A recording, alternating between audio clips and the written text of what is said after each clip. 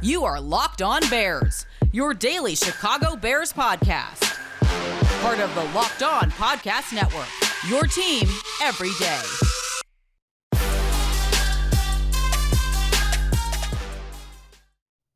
The Chicago Bears had some important developments in their general manager and head coaching searches on Wednesday, both involving candidates from the Indianapolis Colts. This is Locked On Bears, and I'm your host, Lorin Cox. I'm an analyst for Pro Football Focus, and I'm here to bring you your daily, in-depth Chicago Bears news and analysis. You can follow me on Twitter, Sports1. You can follow the podcast at Locked On Bears. You can like Locked On Bears on Facebook. Join the Locked On Bears Facebook group for even more Bears talk. And make sure you hit that subscribe button on the Locked On Bears YouTube channel to keep up with all of our video podcasts as well. Today's episode of Locked On Bears is brought to you by our friends at onlinegambling.com, the place to be for all the latest gambling news and tips throughout the NFL playoffs. Visit onlinegambling.com/NFL over the competition. On the show today, we check in on the latest developments, including a general manager candidate choosing to withdraw from consideration for the Bears GM job. Evidently doesn't want it or doesn't want to keep going through the process at the very least. We'll go through some ideas of maybe why or potential factors or reasons why a candidate may have wanted to drop out of that job and what it means for the rest of this search moving forward. We'll talk about the GM candidate that Bears players seem to have at least be expressing some support for. We can go, it's a little too far to say, that he's the favorite or whatever, but at least some verbal, visible public support for one general manager candidate in particular. And then also we have the Colts defensive coordinator getting a second interview, the first head coaching candidate to formally be announced as getting a second interview. I believe it's not going to take place until like Monday or maybe sometime over the weekend. But regardless, a big next step in the search for a head coach. But before the team has a general manager in place, we'll kind of check in on how this whole process is going and where we might have some questions here about picking a head coach before picking a general manager. But we start with the Colts assistant general manager, Ed Dobbs, formerly, I guess he didn't really announce, but the formal reporting of him removing himself from consideration for the Bears general manager job. And it raises some questions right away of wait a minute, why would someone go through the whole first interview, then decide, you know what, I don't want to continue in this process anymore? Is it a matter of, is it too far to say he doesn't want the GM job? I mean, I guess if he wanted the GM job, he would keep interviewing for it. But it's easy to sort of say, oh, well, candidate doesn't want the job, therefore the job must not be desirable or must not be viewed as desirable. And I don't think it's that simple or it's that easy. I mean, especially in the NFL, right? There are only 32 general manager jobs. Everyone has desirability because there's such a limited supply of them and so many people who would kill to be an NFL general manager. So I don't think the Dobbs withdrawal is necessarily a reflection completely on, the quality of the opportunity available in Chicago, because to some extent, there's only so many opportunities. And yes, there's some speculation that, Dobbs is a guy who has done this before. He has turned down or withdrawn from GM searches in the past. And this seems to be the most plausible of the explanations. It's just that Dobbs is looking for something in particular about the GM job that he might be most interested in or want to take, and that maybe he's waiting for the right opportunity, because yes, there are only 32 of them, but sometimes you only get one shot. In a lot of cases, you get one opportunity to be a general manager, and if you don't do well in that first opportunity, it can be very difficult to get that second opportunity. And so perhaps for whatever reason, Dobbs just doesn't quite feel that right opportunity in Chicago. And that's not necessarily purely a reflection of Chicago, but it's about, what his ideas and what his goals might be and how those may align with the Chicago Bears organization. And just because perhaps Dobbs's ideas and goals don't align with the Chicago Bears organization doesn't necessarily mean that the Chicago Bears organization is wrong about those things, right? It can be just a difference of opinion on certain things. I would agree that, George McCaskey hasn't given Bears fans a lot of reason for benefit of the doubt in that type of potential conflict there, but still, it's there's something there. You wonder, was Dobbs looking at some sort of, and at this point it's all sort of speculation. We don't know Dobbs drawn, but as we go through potential reasons or ideas that it could be, it could be something where maybe Dobbs wants certain powers or wants to change the organizational or front office structure in some ways that maybe George and Ted and Bill Polian aren't willing to do.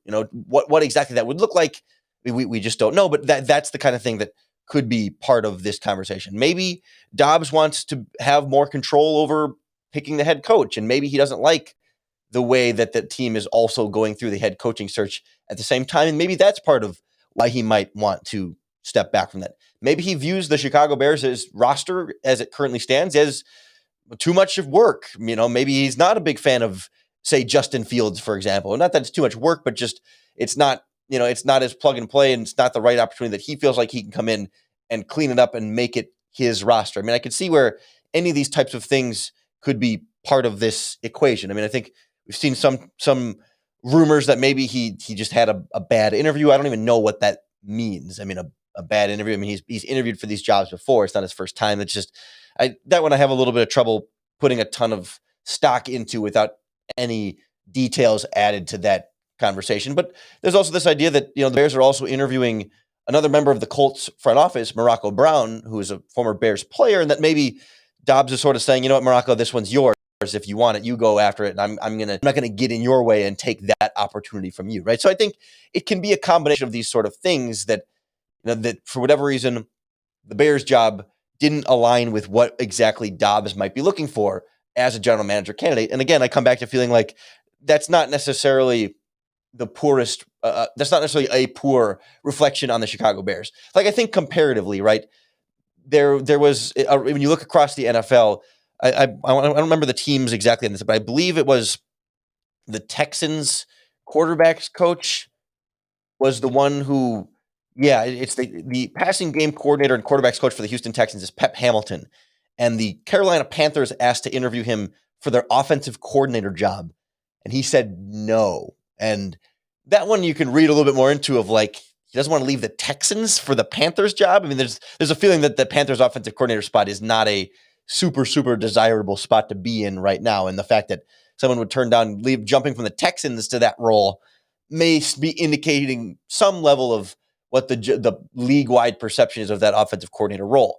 I don't think that quite applies the same way to this Bears general manager job, at least not yet, with just one candidate in Ed Dobbs withdrawing, when he also has a history of withdrawing from previous searches for whatever personal reasons he may experience. So I don't think that's all that big of a crisis. There is, however, one candidate so far that Chicago Bears players have come out publicly in support of. We'll kind of go through what we've heard and what we know about Champ Kelly as a GM candidate next on Locked On Bears. Today's episode brought to you by our friends at onlinegambling.com, here to help you get an edge in all of your sports betting needs. If you don't know already, onlinegambling.com is a website dedicated to giving bettors the edge all throughout the playoffs. We've had some pretty big blowouts in the wild card round, but setting up for some great potential divisional round matchups here in the NFL playoffs. And we always seem to get some kind of upset or some kind of fun battle here. And I don't think there's going to be any massive swings in terms of upsets in this round, but I'm particularly interested in seeing, how the Bengals handle the 1 seed Titans. And I'm kind of ready to see the Bengals upset the Titans. I'm just not ready to fully believe. If I'm going to predict an upset in this divisional round, I'm going to call Bengals over Titans, just how well the Cincinnati Bengals played last week. But hey, you can find a ton more betting odds and even picks throughout the playoffs and up to the Super Bowl in the OG tips section at onlinegambling.com. Make sure you visit onlinegambling.com/NFL for all the latest gambling news, tips, and info to beat the odds and give you the edge throughout the playoffs. Remember, onlinegambling.com/NFL to make the most out of this year's postseason. The Chicago Bears are cast a wide net in both the GM and head coaching search. And the GM is the only one that has had an internal candidate interview for that spot. It is, of course, the Bears' assistant director of player personnel, Champ Kelly. And among the titles of the candidates, his is, I guess, the impressive sounding. I mean, he's not the Bear. There is someone in the organization, and depending on how you view the hierarchy, maybe multiple people, but he has a boss between him and the general manager role, right? He's not second in command in this Bears front office. He's like third in command underneath the full director of player personnel. It's him, and then below him is Champ Kelly, and yet Kelly is the one that gets the the general manager interview here for the Chicago Bears. And it stands out because a few different prominent Chicago Bears players and one former Chicago Bears player came out publicly on social media in support of Champ Kelly as a GM candidate. Khalil Mack tweeted just the word champ with a bunch of P's and an exclamation point in response to the Chicago Bears Twitter account, tweeting about the general manager interview that they did with Champ Kelly last week, right? He wasn't just tweeting about some other champion. It was directly about Champ Kelly. He tweeted champ with it's clearly like endorsing him or giving him some sort of show of support in that tweet.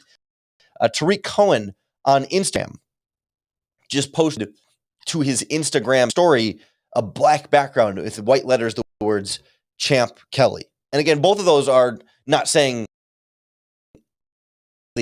I want my team to hire Champ. They're not posting about any of the other GM candidates. And so it seems to indicate something when they specifically do go out of their way to mention him by name in reference to him getting interviewed for the Bears head coaching job. The third one was former Chicago Bears Sam Acho tweeted, and I quote, "Few people care about players the way Champ Kelly does. Few people know how to evaluate players the way Champ Kelly does. Few people know how to bring the best out of the players the way Champ Kelly does. Passionate, no ego, brilliant football mind. Where he goes, success will follow." And it's possible he could go somewhere else. He did have an interview with the Las Vegas Raiders this year. I don't know if the interview has already happened or if it was just scheduled, but he was on their list of general manager candidates as well. So it's not just the Bears taking a look at an internal candidate. I believe, was it last year?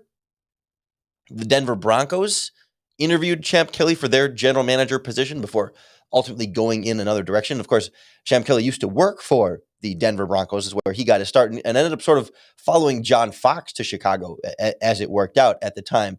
And I think it's, I don't know, I struggle a little bit with this because it's like, yeah, it is notable when the players have thoughts on their general manager search and make them public.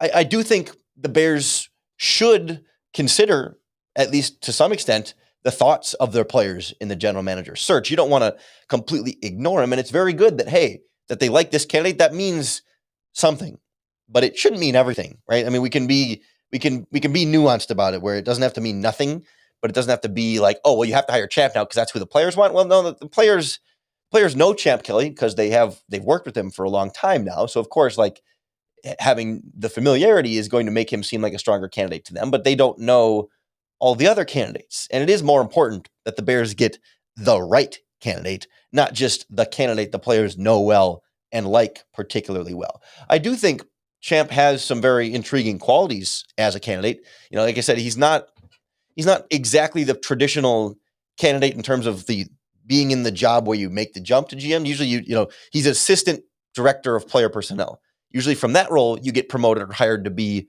a director of player personnel, not the assistant, but the full director of player personnel.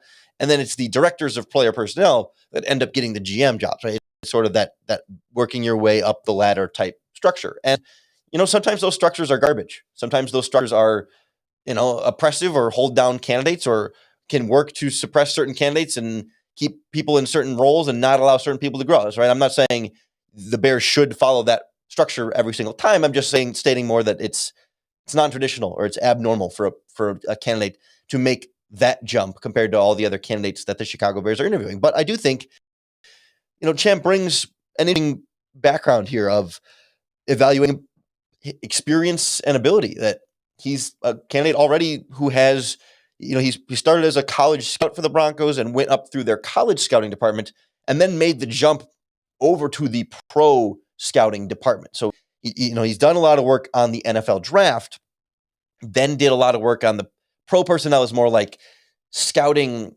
all the free agents and every player on every roster on every other team and tracking them throughout their NFL career. So it's not just saying, okay, here's what we graded this player when he was in the draft, but like, here's how we've seen him grow on other teams. So then if he becomes a free agent later in his career or becomes available via trade, the pro personnel department is the one that really has a full evaluation of every player already in the NFL that sort of stays updating with them as they go through their careers. So the team can always be prepared if that player becomes available to them. And so he's got both sides. Sometimes you get a candidate that spends their whole career in the college scouting side and works as a scout to an area scout to a director of college scouting to then director of working your way up that whole side and just making that jump to GM from there, having never done the pro personnel side, and vice versa. You have some guys that only do player and pro personnel, work their way up to those top spots and become a GM, having never done college scouting. And yes, whether you're scouting a college player or an NFL player, it's a lot of the same skills. You still need to be able to evaluate talent of a player and playing football, right? I mean, you still need to know what's a good cornerback and what's not. But I think there are some different nuances to knowing a college kid and how he may grow and what, where he can still develop, as opposed to knowing guys already in the NFL who might be a little bit more entrenched in what they are as players as they get later in their careers. So there's some different back and forth through it, but Champ Kelly has both. And that's valuable. That's intriguing as a GM candidate. There is, though, more to being a general manager than just player evaluation, more than just scouting college and pro players. I mean, you have to understand team building and roster dynamics and roster construction and salary cap casualties. And then also you need to have, relationship with coach, being, a leader and a face of the franchise, have an identity, have a direction for the organization, and really, be that true top of the whole food chain for the team. And so that's the thing where Kelly, like any other candidate, you try and figure that out in the interview, but you don't really know fully until they're in that and get to do that job again. One other thing with Champ that makes this interesting is that he is the internal candidate. And so, he's been under Ryan Pace for the last, however many 5+ years. I don't remember exactly what year Champ made the jump to Chicago, but he's been in this organization for a while. So, would there be a perception of more of the same, because it's the same, he's worked under Pace, it's sort of the same tree of general managing, a front office tree, would he be new and different enough from Pace? I think personally, yes, he's his own person and has his own ideas, sure. But I do wonder if the perception, it seems like the ownership cares a lot about the perception of their moves and the perception of the Bears. And would the perception be that this is just replacing Ryan Pace with one of his own, I would say offspring, but one of his own front office members, one of his own tree? How different would things be?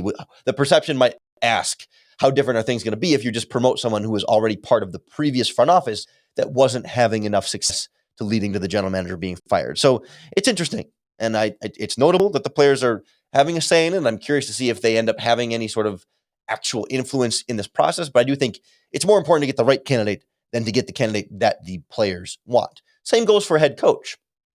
Haven't seen any direct endorsement on head coaching candidates just yet. We did see our second interview scheduled for the Bears head coaching search. And we'll kind of touch base on Colts defensive coordinator Matt Eberflus and how the Bears are going about this process of going through these head coaching searches while still not having a general manager in place. Next on Locked On Bears.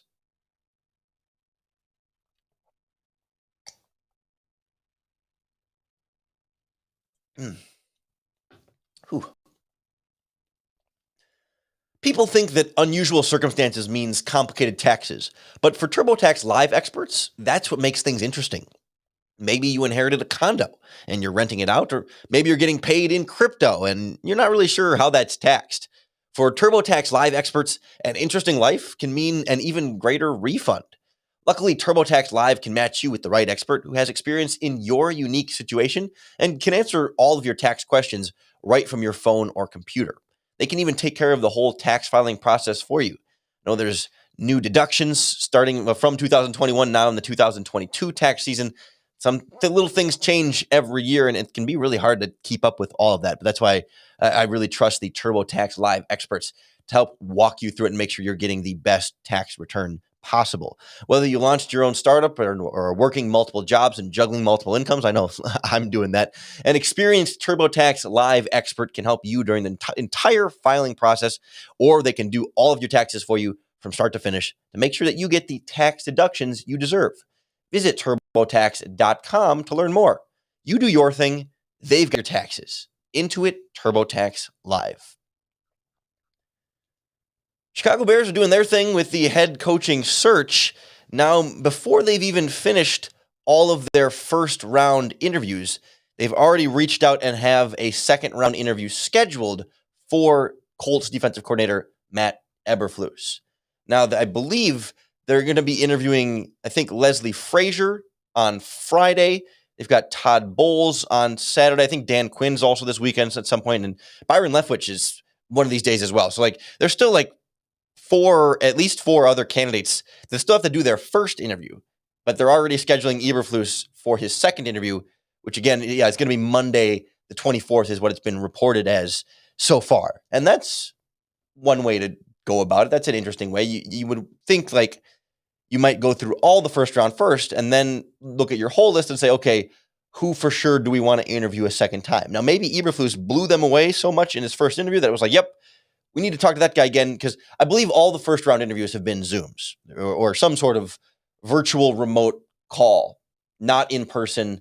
And for how long? I mean, I guess probably may vary by candidate, but there's something a little bit less formal about that. I mean, it's still a very formal interview, but you know what I mean? It's not as rich, not as well-rounded, not as in-depth of an interview when it's done over Zoom. I think we all know by now at this stage in the pandemic that type of communication is not the same as face-to-face communication. And so I would imagine the second round of interviews may be more actually face-to-face, and that's part of the reason why you do a second interview with certain candidates. And maybe Eberflus blew them away so much in that first round that they said, you know what, we need to see this guy more, regardless of what the rest of the candidates do, because he wasn't the first interview. He was actually the most recent interview before today, I believe. Because if I look back over the dates, I think Doug Peterson was first, and then it was in some order Brian Flores, Jim Caldwell, Nathaniel Hackett, and Brian Dable over the weekend. And then Eberflus was earlier this week, and now later this week are the guys we mentioned earlier. So there's been five other guys that have interviewed, and yet Eberflus right away, second round interview, they're going to want to get that one in. And so says a lot about him, I think. I wonder about this process of getting to the second interview here before a general manager candidate is in place, because I generally speaking feel like you need to hire a GM first, and we'll get into some of that in a second here. But I'm okay with even if I want to have a GM in place first, I'm okay with doing the first round interviews without a GM in place, because so much of the first round interview stuff is just gathering ideas and intel. And because all these coaches are going to come to that interview and say, here's my idea for Justin Fields. Here's the coaching staff I want to build. Here's the direction I want to take the team. And George and Bill and Ted is excellent adventure. We finally have, we have Bill Polian and Ted, so we can do a full Bill and Ted's Excellent Adventure joke now with this head coaching search candidate. It used to have to be George and Ted, and it wasn't as poignant of a joke. But now we do have Bill and Ted's Excellent General Manager and Head Coaching Search. They can then compile this full list of here's all the ideas everyone has spit at us. Here's all the really smart minds we've talked to. Here's a bunch of different ideas on how the team could be run. And even if we didn't like candidate X, we might have liked some of the ideas that candidate X had. And we can pass those along to candidate Y, or we can, compare those ideas to the other candidates that are brought forth and use that as valuable information. I'm totally fine with the first interview thing. But the second interview feels okay, you go through all the first, you figure out who your favorites are. And the second interview is how you decide between all the favorites, right? It's okay, here's our finalists. Which of these finalists is the guy? Second interviews seem to be the time you pick who the guy is.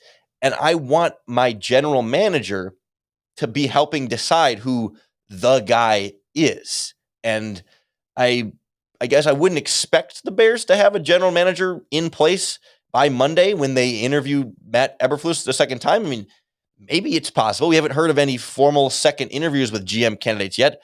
And there are still some GM candidates who have been announced as candidates the Bears are planning to interview that we don't know when they're going to interview. And so it could be a surprise weekend hire. I mean, I guess it's possible. It would be a surprise and would be a little bit, out of nowhere as this process is still very much sort of going on beyond the scenes. But as I think about the order of operations here and why I like the idea better of having the GM in place already, to me, I want a very clear organizational structure and hierarchy, right? I want the general manager to be in charge of the head coach and to be, to some extent, he's the head coach's boss. And so it's weird to me if the head coach is helping pick his own boss, right? How is that power dynamic going to go when you face adversity? If the head coach helps pick the GM, but the GM is supposed to be his boss, and how that relationship might go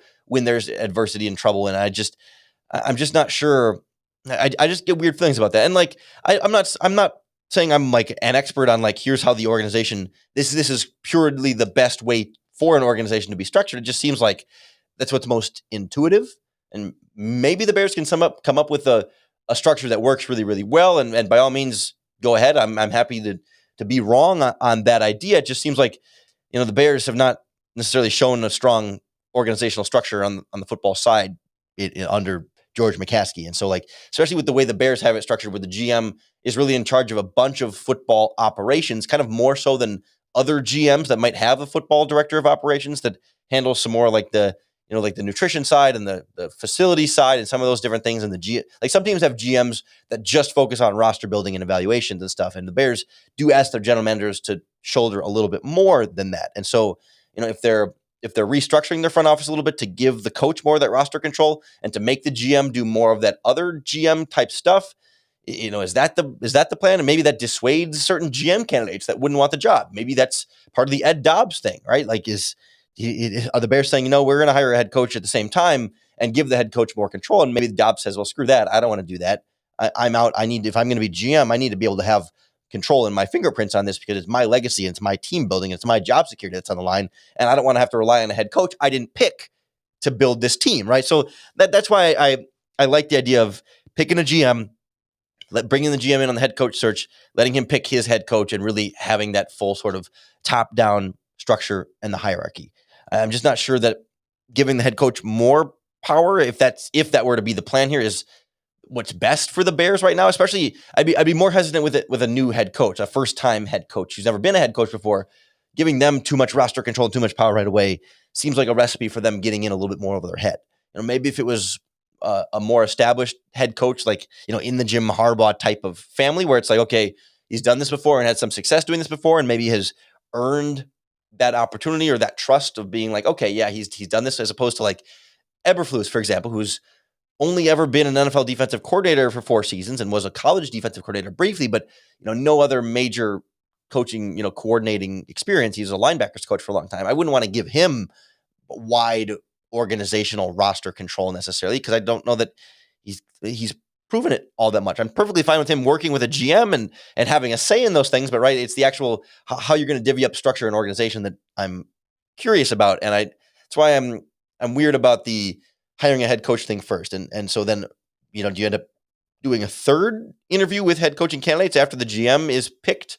Or are you just going to saddle the GM and say, you know what, GM, we picked your head coach for you, get along? Because that doesn't seem like the greatest way to go about it either. Those are some of the mysteries and confusions and concerns we have about this Bears general manager and head coach search. Certainly, as more information comes out, we'll bring it to you right here 5 days a week on the Locked On Bears podcast. So make sure you hit that subscribe button to keep up with all of our daily in-depth Chicago Bears news and analysis. We're free and available on all platforms, including the YouTube channel. Been appreciating all the conversation going on in the comment section. All the likes and shares have been very helpful as well. Appreciate the little community forums around the Locked On Bears, whether it's there in the discussion on the Facebook group as well. I think it really helps bring everyone more together here. Thanks for making Locked On Bears your first listen today and every day. If you're looking for a second listen, how about Locked On Bulls, Locked On Cubs, Locked On White Sox, Locked On Blackhawks, all your Chicago sports covered right here on the Locked On Podcast Network. But of course, Locked On Bears is the only one that's here to help you bear down.